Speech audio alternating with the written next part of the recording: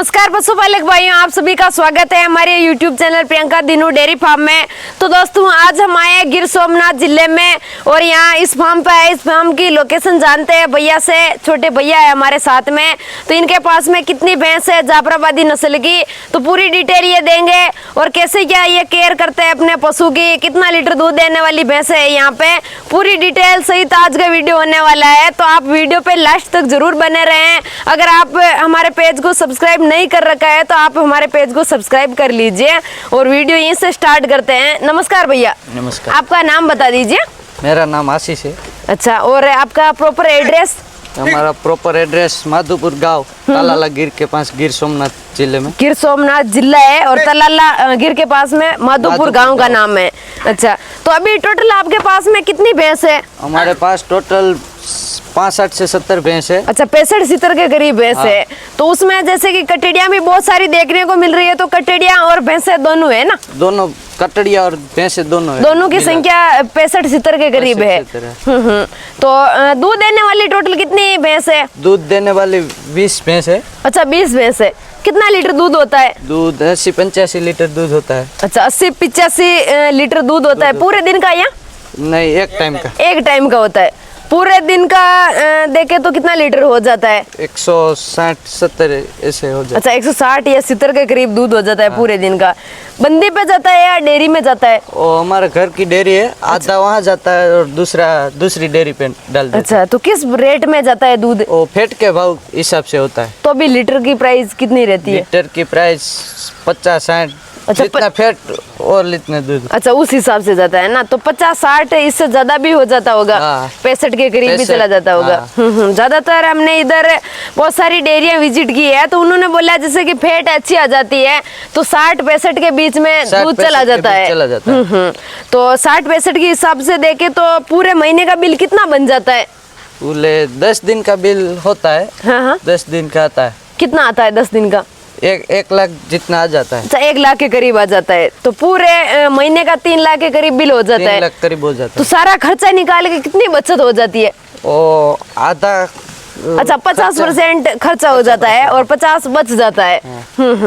तो 50% ही खर्चा होता है। पशु तो आपके पास में जैसे आप बता रहे हो जैसे कि 70 या 65-70 के करीब है। तो 50% कैसे बचता है? क्योंकि ज्यादातर तो आपने कटड़िया तैयार कर रखी है, दूध कम हो रहा है, या फिर मतलब अपनी ही खेती बाड़ी सारी आपकी है तो वहाँ पे चरने के लिए चली जाती है? वो चारा हम रखते हैं। अच्छा, खरीदते नहीं है? खरीदते हैं। और बाहर ये कहीं चरने के लिए जाती है या? चरने के लिए कहीं जो बारिश की मौसम है वो तब जाती है ना।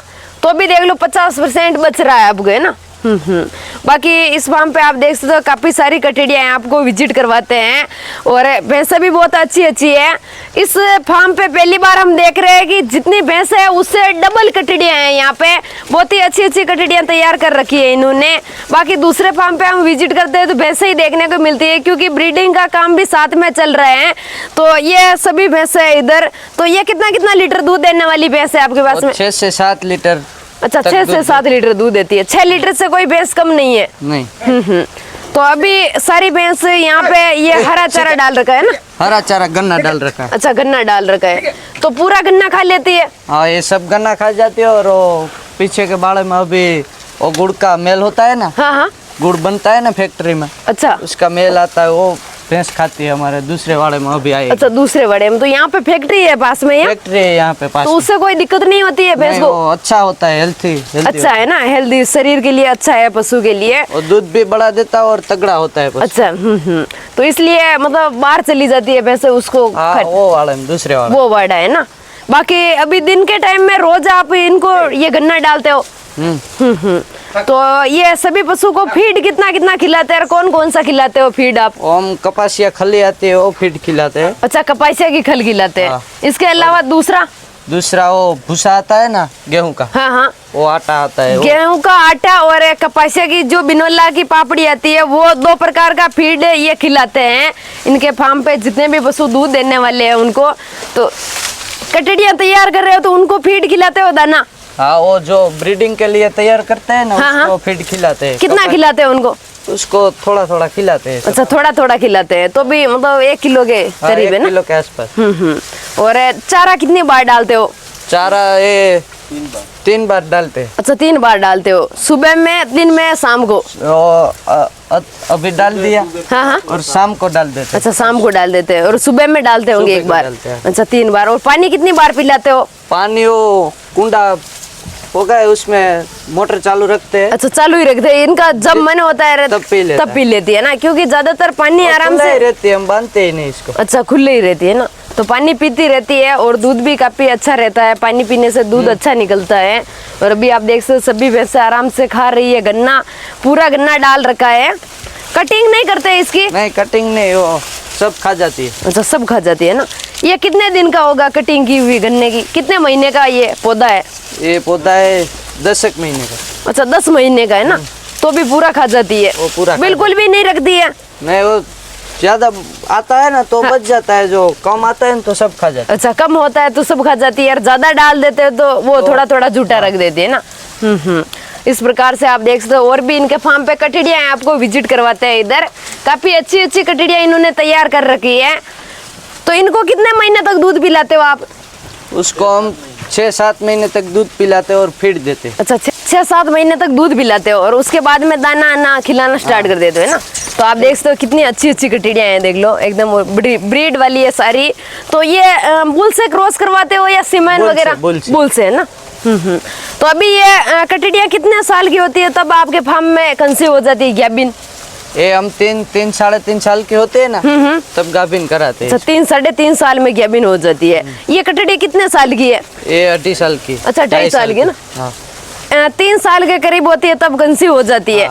कोई दिक्कत नहीं आती है? नहीं, कोई दिक्कत नहीं है। जो भैंस दूध दे रही है वो वापस कितने, जैसे ही बच्चा देती है, कितने महीने में हिट में आ जाती है? 1.5 से 2 महीने में। अच्छा, 1.5 से 2 महीने में हिट में आके मतलब गाभिन हो जाती है। अच्छा, तो जैसे ही सभी बोलते हैं ना कि जाफराबादी भैंस लॉन्ग टाइम तक दूध देती है, तो आपके फार्म में जितनी भी भैंसें हैं तो वो करीब ब्याने के बाद में कितने महीने तक कंटिन्यू दूध देती रहती है? और जो 8-9 महीने तक दूध देती है। अच्छा, 8-9 महीने तक कंटिन्यू दूध देती रहती है।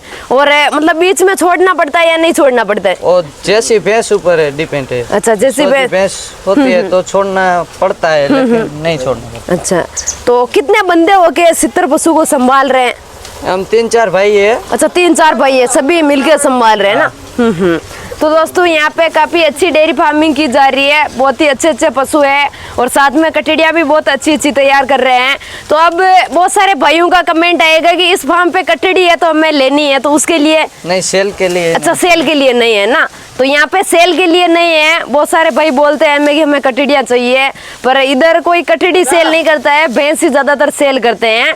जो भी कटड़ियाँ हैं उनको अच्छे से तैयार करके अपने फार्म को बढ़ाते हैं सभी लोग, इसलिए सेल नहीं करते हैं। तो दोस्तों, आज की वीडियो यहीं पे एंड करते हैं, मिलते हैं अगले वीडियो में।